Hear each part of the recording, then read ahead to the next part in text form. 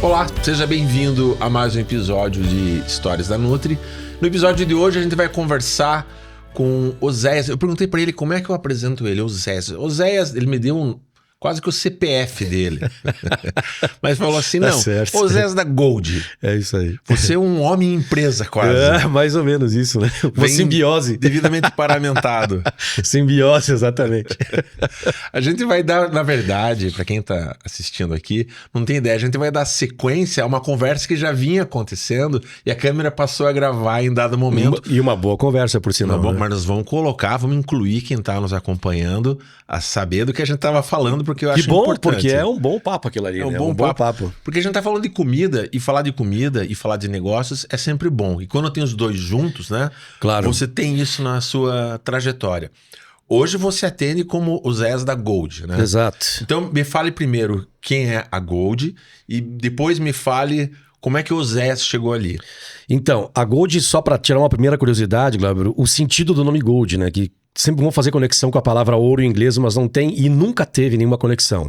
É um acróstico. Eu tive um sócio cujo sobrenome dele começava com a letra G, a letra O é Oliveira, que é meu sobrenome, o L é de logística e o D é de distribuição. Então, primeira curiosidade do nosso nome, né, que as pessoas sempre perguntam o porquê do nome da empresa, é nada mais nada menos que um acróstico, né? E a Gold, na realidade, ela é uma parte da minha trajetória profissional. Eu comecei no mundo da alimentação no dia 23 de maio de 1993. Foi o meu primeiro dia de trabalho na Nutrimental.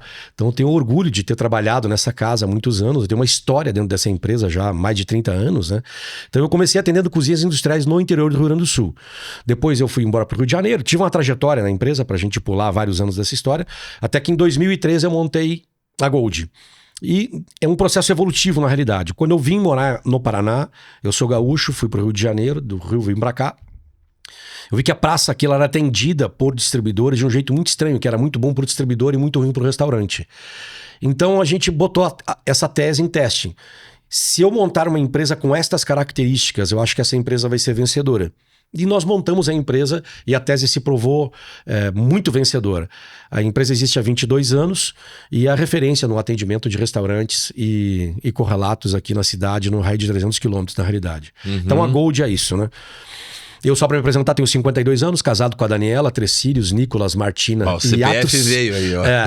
Porque, enfim, botar as coisas na hora de importância, né? A gente vai filosofar um pouco aqui, né? Que tem a ver com a gastronomia, né? Filosofar, né?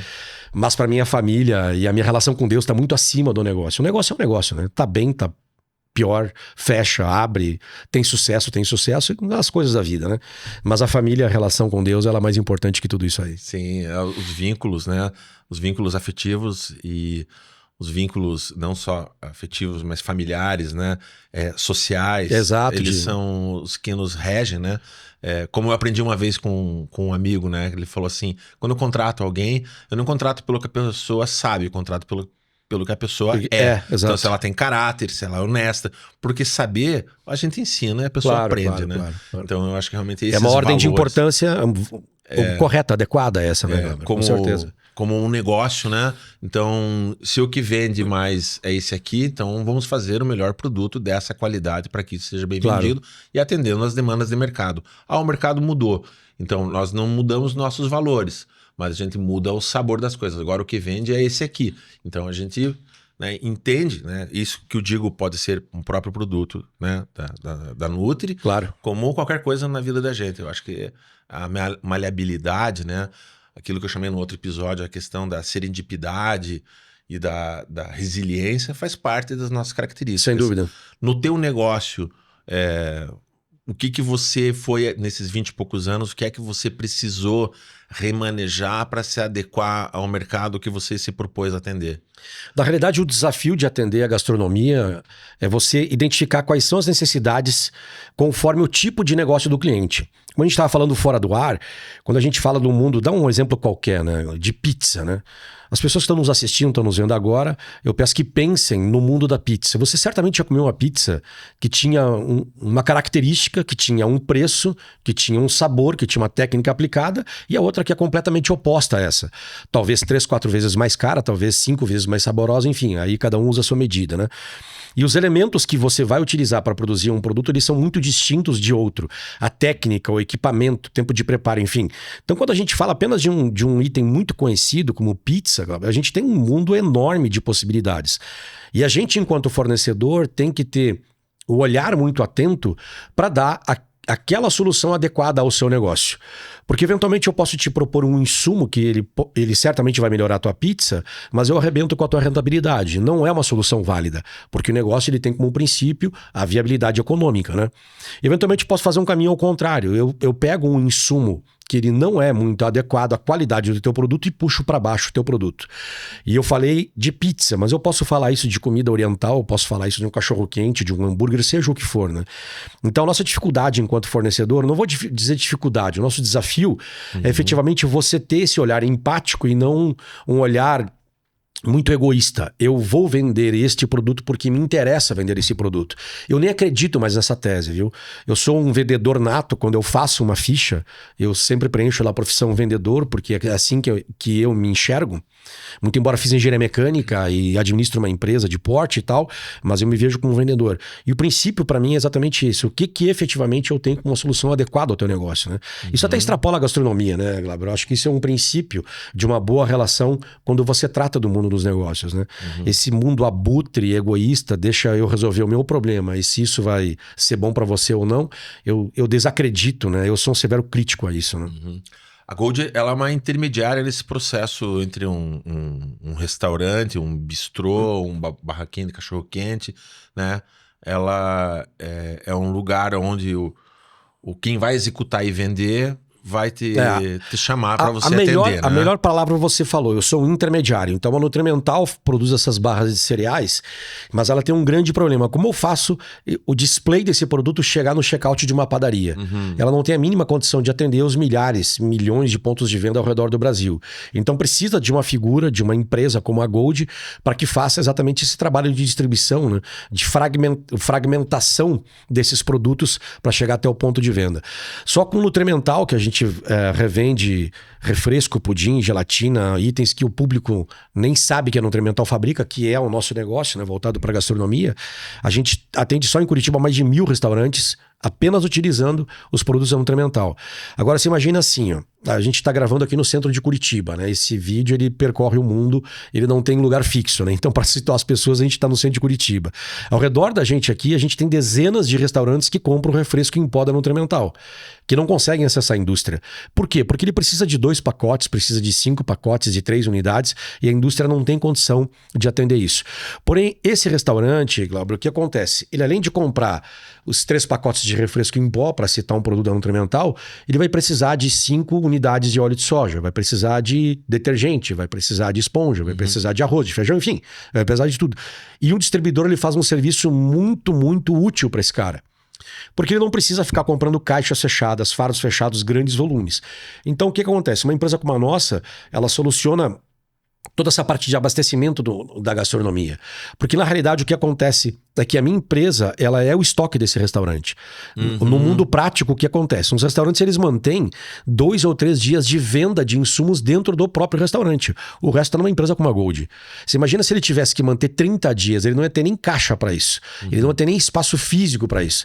Você imagina, por exemplo, uma panificadora, se ela tivesse que manter no estoque dela todas as embalagens para torta, para bolo. Quer dizer, a sala ia ter que ser maior que esse estúdio só para armazenar a embalagem para bolo, né? Uma empresa como a nossa, ela é muito útil para o cliente por isso. Porque ele pode ter uma fração muito pequena daquilo que ele precisa para operar, porque eu entrego para ele em máximo 24 horas e eu tenho tudo que ele precisa para operar. Então esse é o nosso dia a dia, né? Os clientes ligam e se abastecem com a gente 8, 10 vezes por mês. Alguma linha mais específica que dá mais demanda e alguma linha que você não atende? Por exemplo, vou arbitrar aqui. Eu imagino que você não atenda, por exemplo, parte de hortifruti ou de carnes, né? Carnes a gente atende, hortifruti a gente não atende. Porque tem a questão da perecividade também, né? De transporte, né? E de Tem esse aclimatação para essas detalhe, coisas, né? cara, porque assim, a gente tem controle de temperatura, eu vendo produto congelado e refrigerado. Mas pro cliente, de novo, né? O nosso olhar é sempre de fora para dentro. A gente administra a empresa o tempo todo assim, né? O que é importante, o que é relevante para o cliente. Se é relevante para nós, não é relevante para o cliente, a gente não vai operar aquele negócio.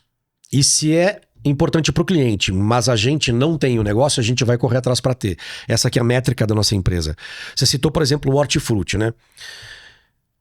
Um distribuidor, ele precisa atender toda uma solução de um determinado grupo de produto para o cliente. Então, vou te citar um exemplo. Nós, quando começamos a vender produto descartável, a gente tomou uma decisão de vender os copos que as medidas mais consumidas pelos consumidores. Então, um copo de cafezinho de 50 ml, um copo de água e suco de 180 e um copo de suco natural de 300 ml. Esses são os 3 tamanhos de copo que são os mais vendidos. Só que acontece o seguinte, o mesmo cliente que hoje compra um copo de cafezinho, talvez amanhã ele precise de um copo de milkshake. E eu não tinha um copo de milkshake. Então, o cliente ele não faz a opção de um fornecedor comprando 2, 3 itens aqui, mais 2, 3 ali, 2, 3 lá. Você precisa ter a solução completa para esse cliente. Então, voltando para o teu exemplo de hortifruti que a gente não opera, né? A gente está para se mudar para uma nova sede, a gente vai começar a operar com hortifruti, só que a gente vai entrar já com mais de 100 tipos diferentes de produto. Porque daí eu atendo ele com a cebola, com o alho, com a banana, com a maçã, com tudo que ele precisa. Porque eu não consigo ser relevante para o cliente tendo uma solução parcial para ele. Ou eu atendo toda aquela categoria que o cliente demanda, ou nem adianta eu entrar. Então, nossa empresa ela tem 22 anos e ela começou vendendo item que a gente chama de mercearia básica, tá, Glauber? Então, a gente começou vendendo arroz, feijão, macarrão, essas coisas bem básicas mesmo. E durante 8 anos, a nossa empresa só colocou itens que eram dessa família. Depois de mais ou menos 8 anos, a gente tinha 1.000 e tantos produtos e essa categoria estocável já estava bem resolvida. Bom, agora vamos para uma outra arena. Aí vem outro período de mais 2, 3 anos em que a gente acertou nossa vida com embalagem descartável. Aí agora vamos operar limpeza e higiene. Mais 2, 3 anos para a gente acertar o mix e ter as marcas relevantes, a quantidade de produto que o mercado demandava e tal. Agora vamos pular para o mundo da bebida. Agora vamos para o congelado. Agora vamos para o refrigerado. Então, esse negócio ele funciona você se dedicando a uma família, entendendo que o mercado demanda, e aí depois que você conseguiu completar isso, você vai para uma nova jornada. Vai acrescentando, vai acrescentando. Mas isso também é estratégia de negócio para negócio. Tem distribuidoras que são focadas, por exemplo, em vender produto descartável. Ele não vende nada além de descartável. E ok, cada um tem a sua própria estratégia, né? A nossa estratégia é a solução completa para o cliente. Ela passou a ser assim. Não, desde o início, quando eu pensei o negócio, eu já queria que o negócio fosse assim. Tinha essa pretensão já. Exatamente. Dentro do plano, quando eu montei a empresa em 2013, o meu sonho era efetivamente a gente ser encarado como um cliente o seguinte: o que eu preciso pro meu restaurante? Cara, vai na Gold que a Gold tem.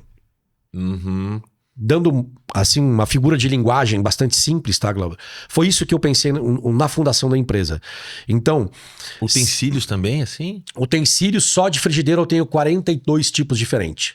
Então, olha como o negócio responde dessa forma. Olha, né? como o negócio é curioso, né? Porque, por exemplo, bastante, não é pouco. É que eu não tenho de armazenar mais. Na mudança, a gente vai ter perto de 100 tipos.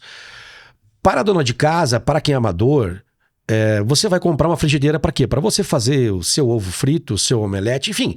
Mentalmente, as pessoas pensam na utilidade. Quando você vai comprar um utensílio, para que eu vou usar isso, né? Então você vai no mercado e todo mundo está acostumado com aquela frigideirinha de Teflon e tá tudo certo, entendeu? Só que o nosso negócio é um negócio que atende o mercado profissional. Então eu começo perguntando assim, qual tipo de fundo?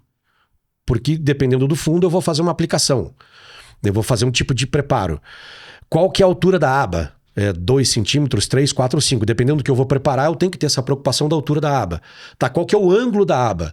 Se eu vou fazer um sutese, por exemplo, que é aquele movimento que todo mundo adora, que o chefe pega o cabo e lança a comida no ar, daí a comida volta para a frigideira, tem que ter um ângulo aquela aba. Aquele ângulo pode ser de 5 graus, 8 graus, 10 graus. Sim, se eu quiser gerar vapor, tenho que fazer convexa essa aba. Então tem aspectos muito técnicos que esse é o nosso negócio. Por exemplo, tipo de cabo, né? Você vai comprar um cabo que ele certamente na sua casa deve ter algum tipo de plástico nesse cabo. Bom, eu já não consigo botar essa frigideira para fazer um gratinado no forno, porque não posso botar plástico no forno. Então você tem também a questão do cabo, qual o comprimento do cabo, qual o tipo de material de cabo, é removível, não é removível? Então, você veja que só na frigideira, eu tô falando aqui mais de 1 minuto, só na frigideira. Mas a gente tem um utensílio. Assim, um outro negócio que eu acho que eu acho bom a gente falar com o público leigo, é o tal do ramecan, que na tua casa tu vai chamar de travessinha, tigelinha, que a gente vê nos programas de TV, todo mundo já com as coisas pré-preparadas, né, que chama-se mise en place, e você coloca aquilo em um determinado utensílio, né? Tecnicamente o nome daquilo é ramecan. Então, o ramecan eu tenho de várias cores diferentes, porque a cor identifica e facilita a vida.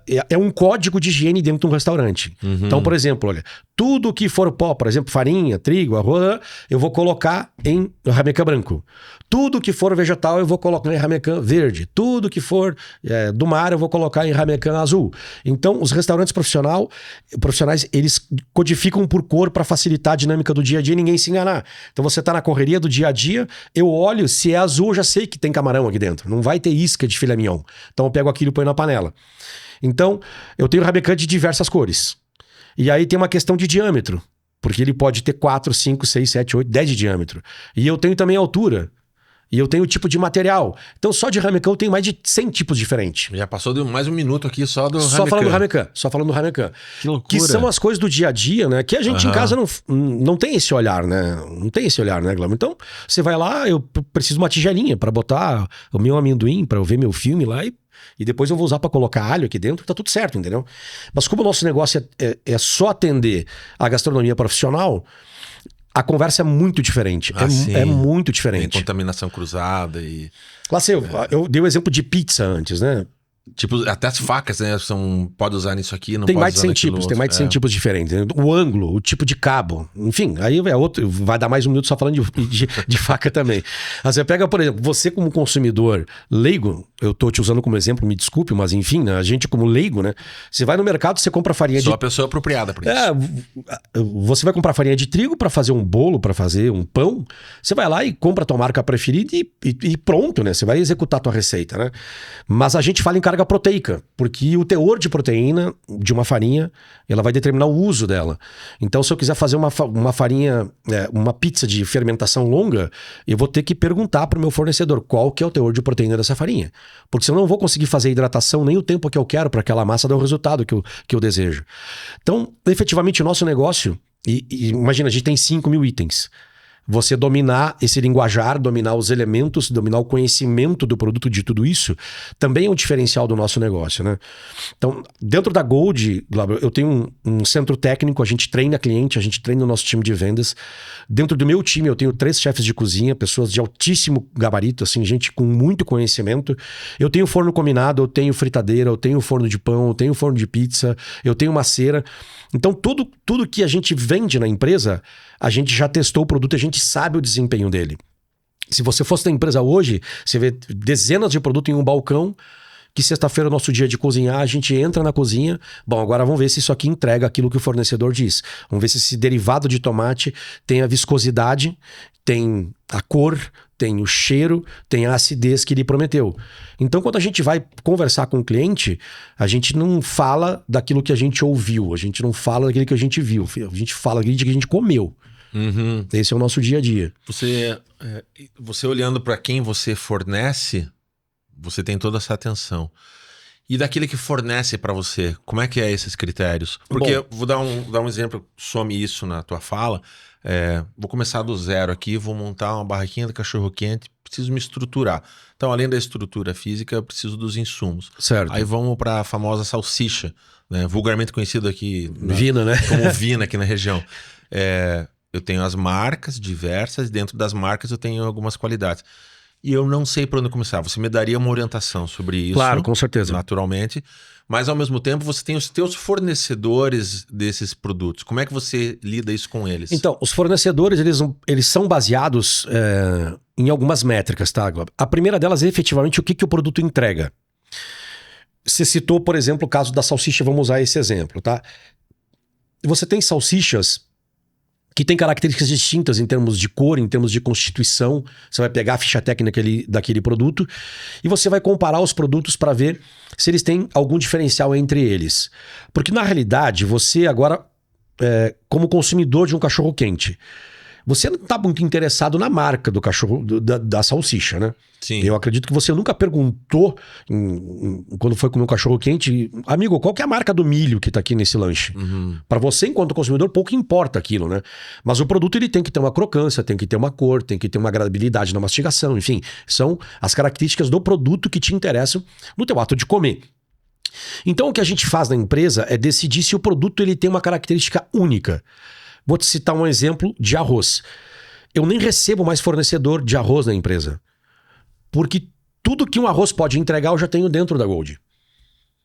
Então se alguém vai lá, nos procura nosso time de compras para oferecer arroz, eu vou dizer, obrigado, mas este produto especificamente, nada do que você vai me oferecer vai ser novo. Tudo que tem em termos de absorção de água, é uma característica importante, por exemplo, um buffet de comida quilo, né? E o arroz, o grão, ele pode absorver mais ou menos água. Então, a absorção de água desejada a gente já tem, o comprimento do grão a gente já tem, os tipos de grão, o parboillo, o branco, o carnaroli, arbóreo, tudo a gente já tem. Então, na realidade, o que interessa para nós do fornecedor é o que aquele produto vai entregar quando ele for executado no fogão. Ou no forno, seja onde for, entendeu? Então, os nossos fornecedores, eles passam por este filtro, né? Tecnicamente, o que esse produto vai nos entregar. Um segundo aspecto que a gente sempre fala para os nossos clientes também, Glauber, é assim, visite os teus fornecedores. Eu vou te citar um exemplo que o vídeo ele não tem tempo, né? A gente pode talvez estar assistindo esse vídeo daqui a 20 anos e talvez as pessoas não entendam por que eu estou falando isso. Mas nesse momento o Brasil vive uma crise de bebidas com um problema de metanol. Eu ia até fazer essa pergunta em dado momento, fazendo esse devido recorte histórico, né? Então, hoje, 2025, final de 2025, o Brasil vive uma crise de pessoas que morreram por ingerir bebida alcoólica com metanol. Adulteradas, Adulteradas. E isso é mais um elemento da minha fala que eu sempre falo para os clientes. Visite o seu fornecedor. Conheça com quem você está se relacionando. Só aí, Glauber, você iria proteger a população de um monte de problema que tem um potencial enorme de acontecer. Às vezes acontece, como foi o caso do metanol. Às vezes, graças a Deus, não acontece. Então, a gente na Gold, a gente visita todos os nossos fornecedores. A gente tem mais de 500 indústrias que a gente distribui. A gente conhece todas elas. E tem algumas que a gente nem recebe, porque a gente também conhece elas. Eu quero te visitar. Obrigado, não. Você não é bem-vindo aqui. Você não é bem-vindo aqui. Tem um aspecto do nosso negócio, Glauber, que a figura de linguagem que eu vou usar pode parecer um pouco medieval, um pouco grotesca. Mas eu acho que a linguagem falada de uma maneira um pouco contundente chama a atenção das pessoas. No fundo, o que eu faço é colocar alimento dentro da tua boca. Eu não manipulo isso aí. Quando eu vendo refresco, alguém vai misturar com a água, vai colocar num copo e você vai colocar dentro da sua boca. Então, eu acho importante você colocar uma figura de linguagem um pouco grotesca como essa, um pouco deselegante, mas isso te dá um senso de responsabilidade. Você não está fazendo uma coisa qualquer. Me desculpe lá, se quem lava carro, por exemplo, nenhum demérito a isso, mas só fazendo um comparativo de segurança. Se eu errar a lavagem do teu carro, você não vai ter risco de vida. Mas se eu errar um elemento que eu coloco dentro da sua boca, eu coloco o seu físico em risco. E isso é uma responsabilidade enorme. Pelo menos nós encaramos assim enquanto fornecedor desse negócio, né? Não é porque não sou eu que vou preparar o arroz que eu não tenho que ter cuidado com o meu fornecedor, não tenho que ter cuidado com a minha armazenagem, com o meu transporte. Não, eu sou sócio dessa cadeia. Eu posso deixar a cadeia mais segura ou posso deixá-la mais insegura. Então a gente sempre fala para os nossos clientes, visite o teu fornecedor. Ali você vai matar um monte de problema. Você vai ver talvez um depósito sujo que você não gostou. Você vai ver um depósito com um cheiro desagradável que você não gostou. E aí, o preço do produto você já coloca numa perspectiva. Não, tudo bem, esse aqui pode ser um pouco mais caro. Mas eu tenho segurança de comprar desse cara aqui. Esse aqui pode ser um pouco mais barato. Mas tem barata. Que trocadilho infame, né? Mas enfim, piada de tiozão. Mas enfim. Então, o nosso negócio, ele tem muito essa característica, Glauber, de preocupação com a cadeia. Porque eu sou um ator desse negócio, né? Eu não sou o ator principal, eu sou um coadjuvante que ninguém sabe que eu existo. Eu sempre brinco com as pessoas assim, ó, você é meu cliente e você não sabe. Você, Glauber, certamente é meu cliente e você não sabe. Porque talvez, terminando a gravação, você vai comer o arroz e feijão que eu vendi. Você nem sabe que eu existo, entendeu? Mas eu faço parte dessa cadeia e eu tenho que ter esse senso de responsabilidade, né? Porque claramente isso fica bem entendido, né? Para mim, para quem está nos acompanhando.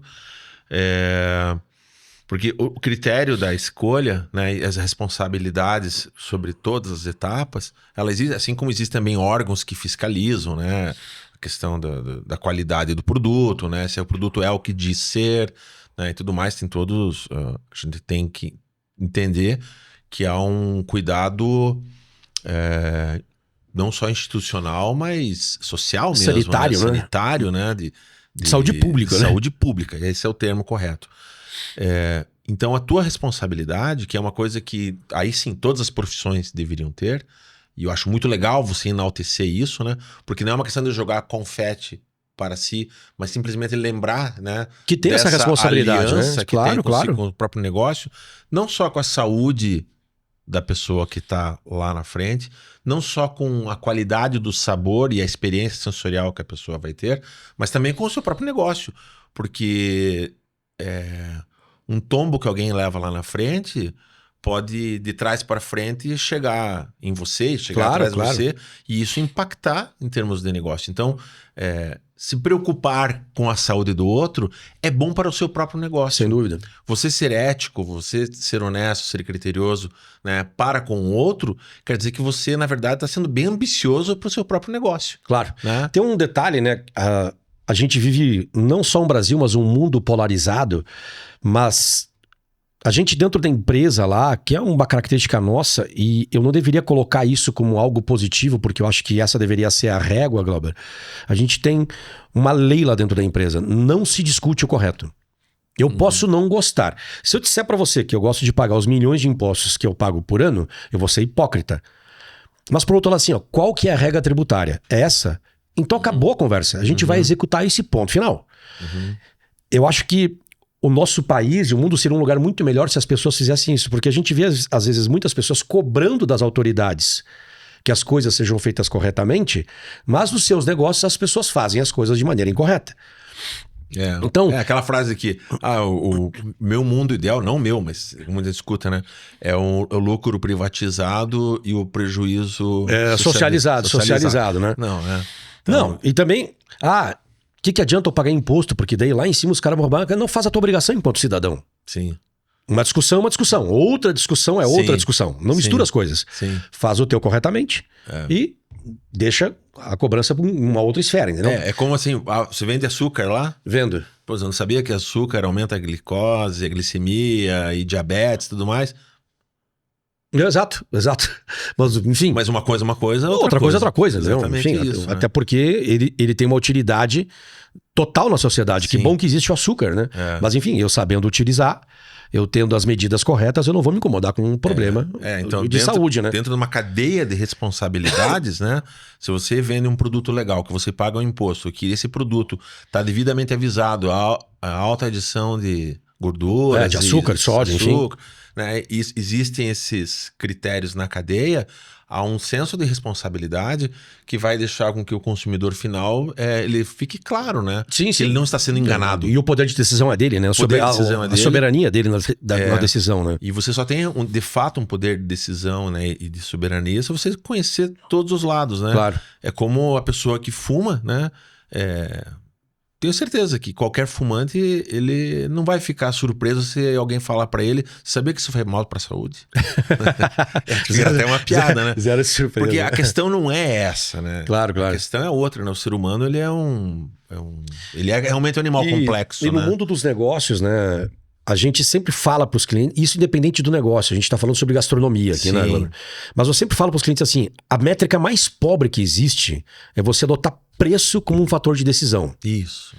Muitas vezes as pessoas escutam... O preço faz parte. É o que eu ia dizer, eu ia complementar agora, né? Você não vai ser responsável na gestão do teu negócio, você precisa manter os teus custos, eles sob controle, porque muito se fala sobre sustentabilidade, e que bom que a gente fala sobre isso, que eu sempre digo, eu não tenho pra onde me mudar, né? Se esse lugar aqui der errado, eu vou pra onde, né? Não tem pra onde ir, né? Então, vamos cuidar desse lugar. Mas também eu coloco um outro aspecto da sustentabilidade que é negligenciado, que é a sustentabilidade do negócio, econômico do negócio. Porque se o teu negócio não é rentável, me desculpe, velho, tudo que você faz vai pra lá, tudo lixo. Tudo. Então você precisa ter responsabilidade sobre o teu negócio. Tem pessoas que dependem desse negócio falando no mundo da gastronomia, né, você emprega pessoas, você tem que recolher INSS, FGTS, pagar o salário em dia, a melhor remuneração possível, e isso só vem de um negócio que é sustentável economicamente. E quando você adota o preço com uma métrica decisória, você comete uma série de erros, inclusive comprar bebida com metanol. Porque me desculpa, Glauber, quem compra uma bebida com metanol sabe o que está comprando. Porque uma garrafa de uísque custa R$150. Você quer me dizer que você é ingênuo e você comprou por R$90 achando que você tem habilidade de negociação? Não, vamos parar de hipocrisia. Quem compra sabe o que está comprando. Compra porcaria. Ou quem compra quer ser enganado. O azeite de oliva, por uma questão climática mundial, há 2 anos teve o recorde de preço. E apareciam produtos aqui no mercado pela metade do preço. E aí a pessoa queria acreditar num rótulo. Mas tá aqui escrito que azeite extra virgem. Gente, metade do preço. Você tá querendo se enganar. E você quer me dizer que eu que tô vendendo caro. Vamos parar de hipocrisia. Você sabe o que você tá comprando, é uma porcaria. Ou seja, tá pagando caro ainda. Soja, tá pagando caro, tá pagando caro. É um óleo de soja vagabundo isso aí, entendeu? Tem algumas histórias que a gente passou ali na empresa, Glauber. Vou te contar rapidamente uma que essa aí talvez ela seja emblemática, né, e represente bem o que eu digo. Independente do negócio, uma oficina mecânica, um salão de beleza e tal, eu sempre repito a mesma frase. A métrica do preço é mais burra que existe, porque você vai se enganar. O fornecedor visitou a gente lá e eu fiz questão de atendê-lo porque esse cara tinha uma péssima fama no nosso meio, né? Ele foi vender lá derivado de papel e eu quero deixar bem claro que tem 99% das empresas que trabalham com celulose são muito honestas, mas tem uma parte que é desonesta, então eu não tô generalizando, tá? Para não expor um determinado mercado que é muito sério. E esse camarada foi vender lá papel higiênico, papel toalha, guardanapo, enfim, derivados de celulose. E aí ele mostrou um papel higiênico rolão, esses de 300 metros que você tem nos restaurantes, em shopping center, etc. E ele me apresentou o produto, perguntei a característica do produto e tal, e ele me falou sobre o produto e só tem um detalhe, tá, Osés? Esse aqui é o de 300 metros, esse aqui eu não vendo para ninguém, tá? Como assim? Não, vendo esse que é de 270. Aí eu disse, mas o padrão é 300. Não, na embalagem vai 300. Mas no rolo tem 270. Olha. Aí eu fiz a tua cara. Como assim? Tá. Quem é que vai medir isso aqui, Osés? O cliente, ele compra, ele põe lá no aparelho dele, vai utilizando, quando acaba ele compra de novo. Ninguém mede isso aqui. Cara, basta medir. Mas o cara não tá nem aí pra isso. Ninguém mede, enfim, a hora que me pegar, ele vai resolver isso quando acontecer. E ele falou outra coisa. Tá, e eu tenho esse aqui também, Osés, de 240 metros. Eu disse, não, pelo amor de Deus, né?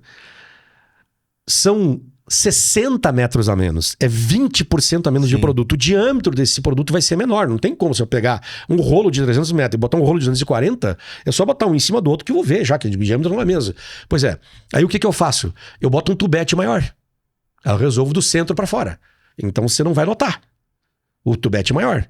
Eu disse, não, mas o tubete maior eu também vou notar. Pois é, então aí que eu queria chegar. Aí que é a melhor situação, sabe por quê, Osés? Porque quando eu tô fazendo rolo, né, tem uma polia que traciona o papel, né, pra ele enrolar, né.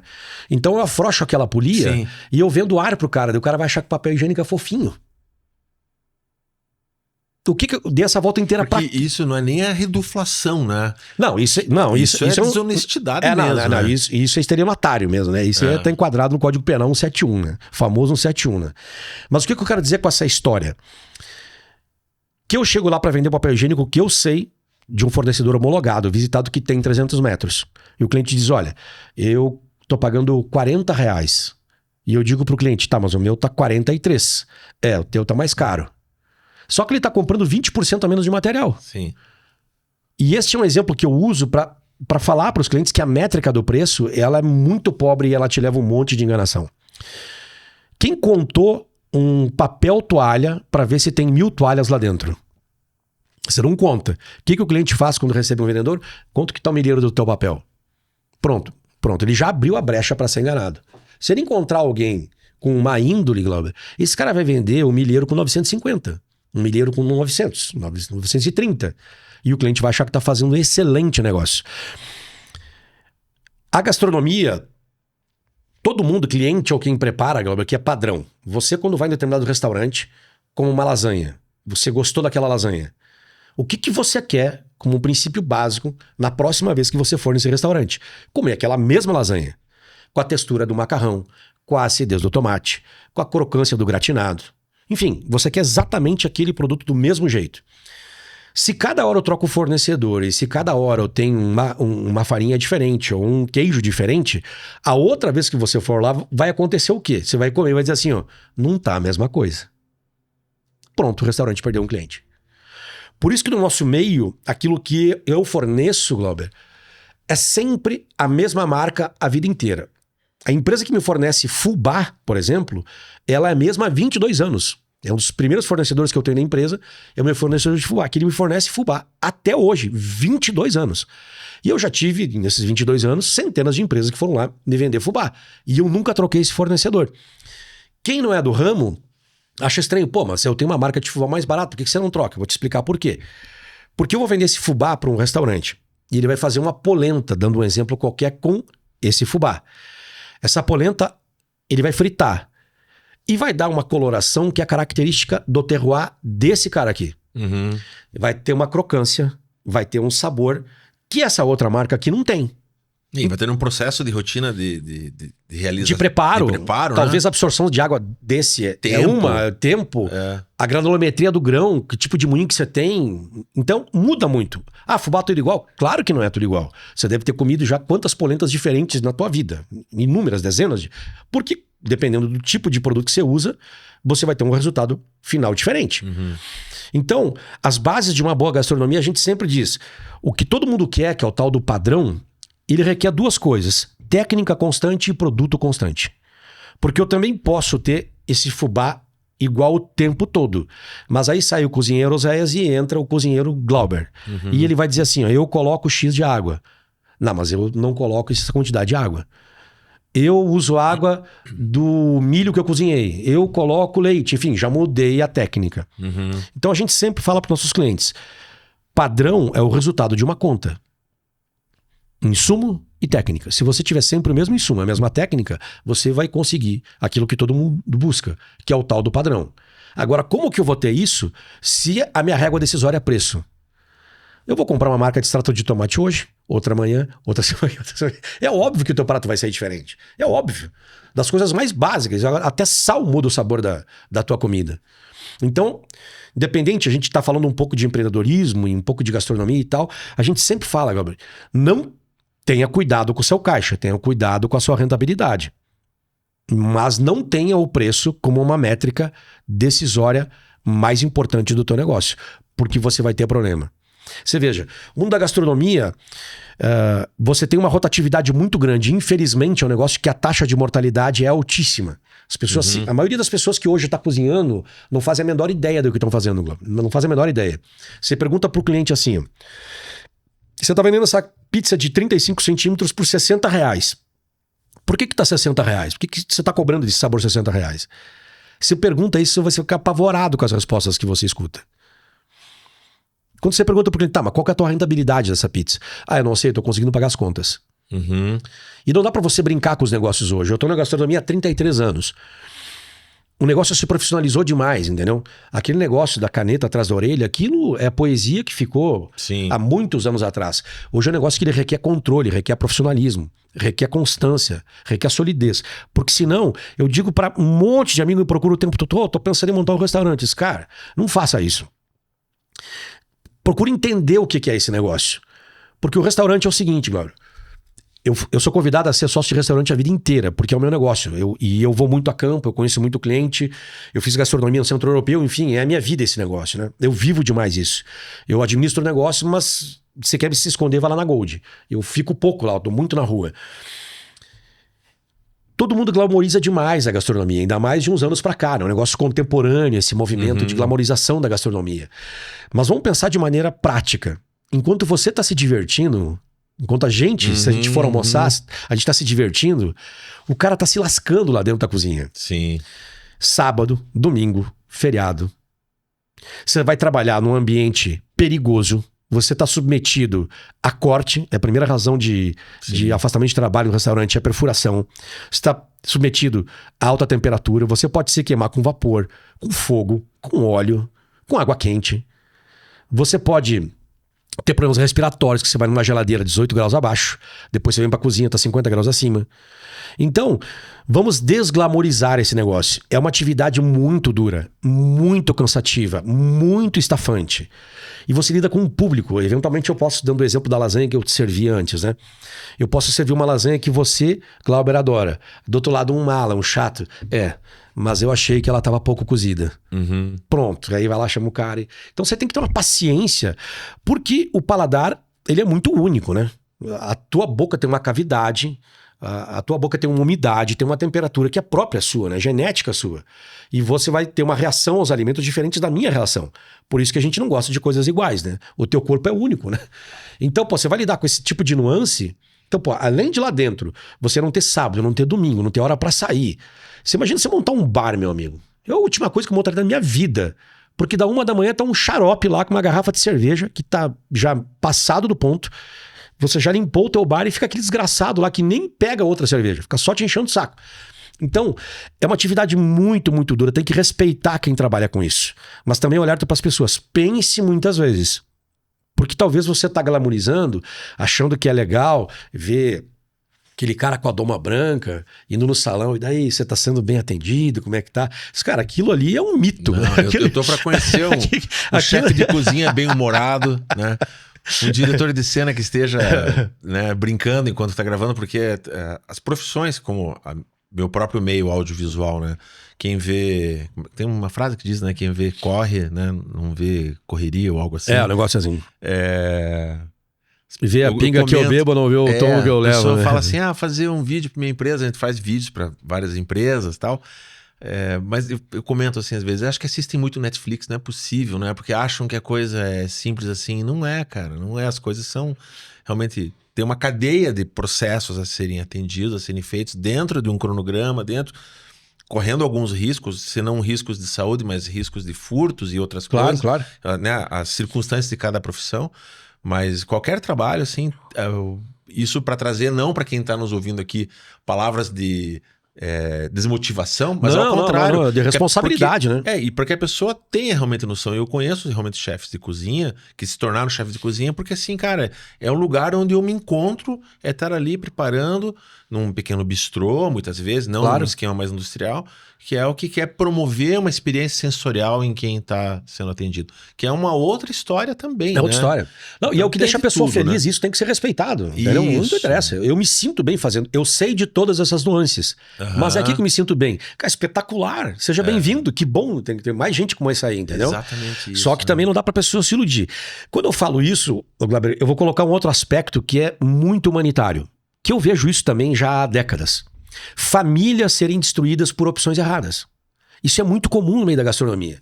Então vai o casal, acredita numa falácia, como você cozinha bem, o que tem de gente que abre restaurante. Porque a mãe disse, a sogra disse, o irmão disse, disse, você cozinha muito bem, tem que abrir restaurante. Gente, cozinhar muito bem é a base, né? Que nem assim, eu quero jogar futebol, então você precisa ter a bola, né? Óbvio, sem bola você não joga futebol. Então cozinhar bem é o óbvio, né? Qualquer um que monte restaurante espera-se o quê, né? Que se cozinhe bem. Então isso não é credencial pra nada, né? É o básico do básico.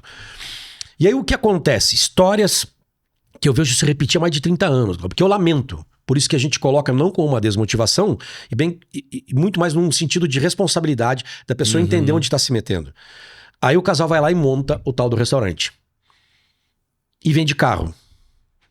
E o negócio não dá dinheiro. Aí vende a casa. E o negócio não dá dinheiro. E 2, 3 anos depois, não tem carro, não tem casa, tem 300 mil de dívida, acabou o casamento, vem a depressão, vem o alcoolismo, vem a cocaína. Eu vejo isso há mais de 30 anos, Glauber. Há mais de 30... É ruim dizer isso. É ruim dizer isso. Mas eu sou o cara da vida como ela é. Eu não sou o cara do Instagram, né? Nem tô no Instagram, né? Entendeu? Porque, enfim, o mundo irreal, aquele mundo, nada contra o Instagram, mas enfim, a gente sabe que o Instagram tem um mundo de estética, um mundo de aparência que não é verdadeiro aquilo ali. Sim. E o mundo real da gastronomia, eu vejo isso há mais de 30 anos, é esse.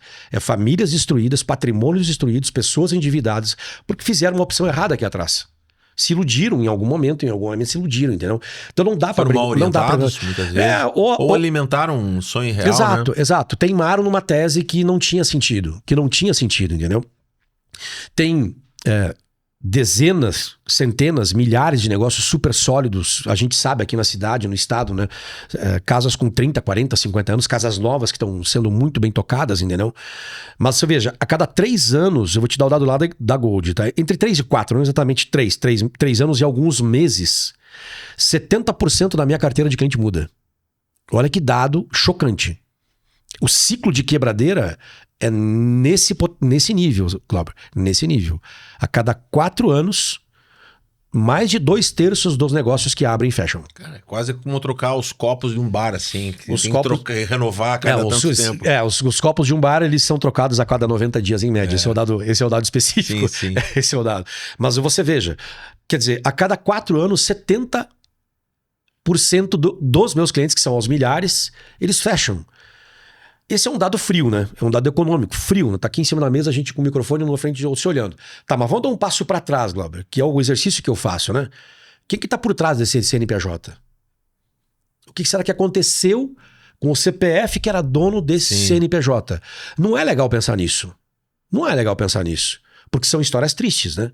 Sonhos que se derreteram, sonhos que se esvaíram, anos para se recuperar. Então tem que ter responsabilidade nisso, né? Não se meta com isso aí. Porque hoje o mundo é muito competitivo. Para você ter um negócio de restauração, como a gente chama, né? Que ele seja rentável, não é fácil como era 30 anos atrás, que eu fazia um restaurante de qualquer jeito e eu sabia que eu ia ganhar dinheiro. Hoje não é assim. Hoje você precisa efetivamente ter gestão, ter constância, ter controle das coisas e habilidade para lidar com as pessoas. As pessoas, eu vejo muito empresário falando da dificuldade de mão de obra, etc, que de novo é um dado econômico frio, entendeu? De fato tem uma dificuldade, não vamos negar isso aí, não vou nem entrar nas razões disso, que não é alvo da nossa conversa, entendeu? Mas eu acho, Glauber, que na realidade a parte mais prazerosa de um negócio são as pessoas. Se perguntar assim para mim, Zé, o que você mais gosta na Gold? É uma estrutura muito bacana, é legal de ir lá. Todo mundo que vai lá gosta, não porque a empresa é minha, mas é uma construção coletiva de 22 anos e é um lugar legal de estar lá. Eu gosto muito de ir na minha empresa porque é um lugar bacana até lá. Eu digo, a engenharia, o que você vê lá e tal, é bacana de ver. Só que o que eu mais gosto é encontrar as pessoas que estão lá. É você chegar no estoque, eu sou gaúcho, torço pelo Internacional de Porto Alegre, tá quase caindo pra 2ª divisão. Chega lá, a piazada do estoque, pô, teu time tá mal, aquela resenha fica pegando no teu pé. Aí outro brinca por causa do... Eu sou careca, tô de boné o tempo todo, fica pegando, Zé, tem evento hoje, tem não sei o quê. Isso é espetacular, entendeu? Eu não trocaria produto, estrutura de armazenagem, caminhão de entrega por nada do que essa relação com essas pessoas. E assim também com nossos clientes. A melhor parte, na realidade, e eu tô falando isso para desmistificar e para contrapor o que se fala, o problema são as pessoas, não, a solução são as pessoas. Isso. A solução não é o problema. Tem dificuldade de encontrar? Eu sei. Dificuldade de estabelecer a pessoa por anos contigo? Esse é o desafio. Mas esse é um dos desafios. Você conquistar cliente é outro desafio. Você descobrir fornecedores bons é outro desafio. Tem um monte de desafio, entendeu? E ter as pessoas certas é um desafio. Mas a melhor parte de um negócio é exatamente você ter as pessoas do seu lado. Eu ontem, inclusive, estava com um cliente e ele tem um restaurante dele há 38 anos. E um monte, 25 pessoas trabalhando no restaurante dele. E vários com mais de 15 anos de casa. Eu até brinquei com ele. Eu disse, Gustavo, acho que vocês menos fazem aqui é trabalhar. Porque o clima é tão bom, é tão agradável, sabe? É um brincando com o outro. E até quando briga também, né? Eu na empresa brigo com as pessoas brigam comigo. Mas quando a briga é de um grupo de pessoas que se gostam, que se protegem, que se amam, que se quer bem, meia hora depois ninguém lembra que brigou. Entendeu? Tá, deu, brigamos, fechou. Assunto resolvido, né? E foi o que eu vi ontem quando eu tava visitando esse cliente, sabe? Um ambiente de pressão, porque comida é pressão. Na hora do almoço o cara serve lá 500, 600 pessoas. Então você tem uma janela de tempo para você resolver essa história. 1h30 você tem que servir 500 pessoas. Então tem essa pressão do negócio em si. Claro que o ambiente carrega, você tem que entregar resultado, as pessoas esperam a temperatura correta no seu prato, a textura correta no seu prato. É natural isso aí, entendeu? Você viu uma orquestra ali. Uma orquestra. As pessoas se cobrando, mas se brincando, rindo, pegando no pé um do outro. Quer dizer, vou dizer que as pessoas são um problema? Cara, vai me desculpar, na boa, você tá errado. A tua cosmovisão tem que ser refeita, né? Porque o melhor de tudo é isso aí, né? É você tá com as pessoas, arrancar um sorriso. Se a pessoa tá chorando, você se ombrear com a pessoa, cara, o que eu posso te ajudar? Vamos junto nessa, entendeu? E também ao contrário, você ser acolhido, né? Então, a nossa empresa, ela tem 4 palavras que nos regem. Uma delas é cuidar. Porque a gente acredita muito nisso, sabe? Graças a Deus, eu não lembro a última vez que a gente teve acidente de trabalho com afastamento. Porque a gente se cuida. Se a gente vê alguém, olha, não faça isso, a gente tem uma comissão de CIPA muito atuante. Porque para nós o cuidado tem a ver com essa pessoalidade, né? Você tirar a frieza de um negócio, de novo, não vai ser responsável, não vou repetir tudo. Mas enfim, tem a gestão do negócio, tem que gerar resultado. O negócio ele tem que ser sustentável, entendeu? Mas espera aí, a gente tem que se cuidar antes. Porque além de ser bom para todo mundo, é mais barato. Porque tem a ver com a própria prevenção, até mesmo com a empatia, né, com a outra pessoa, né? Você veja bem, de novo, cada um decide o que quer da sua empresa. Mas, por exemplo, se você chegar lá na Gold, eu não tenho vaga de estacionamento. Eu vou estacionar meu carro onde tem vaga. E se não tem vaga, eu vou ter que deixar na parte externa da empresa. O café que o administrativo, que vendas e que o marketing bebe, é o mesmo que os chapas que vão lá descarregar caminhão bebem. O papel toalha é o mesmo, a qualidade do sabonete é a mesma. Quer dizer, não tem que ter distinção quanto isso aí, entendeu? Porque ninguém tá acima de ninguém. Eu tenho uma função, você tem outra função. Elas são complementares e tornam um negócio mais forte.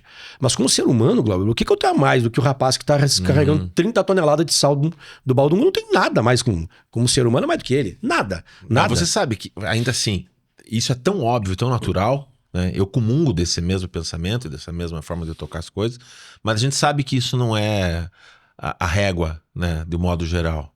Né? Não, infelizmente. Infelizmente. Mas eu acredito, assim como eu acho que as pessoas muitas vezes são fontes de problemas, também elas são fontes de solução. Bem mais fonte de solução, mas bem mais. Eu acho que isso que você fala, né? Que eu aprendi a substituir a palavra, né, dificuldade por desafio, né? Porque a dificuldade ela é um problema que eu só preciso tirar da frente. O desafio, ele me convida a uma conquista. Sim. Né? Ele me convida a um sorriso. Não é só semântico, né? Não é só semântico, né? Então, eu acho que temos que continuar nos movendo em direção a. Claro. Né? A gente nunca chega lá no arco-íris, mas se movendo em direção a, você no mínimo está contemplando, sim, né, algo lindo da natureza, né?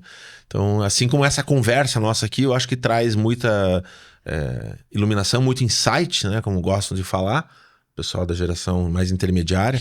Sim. E muita riqueza.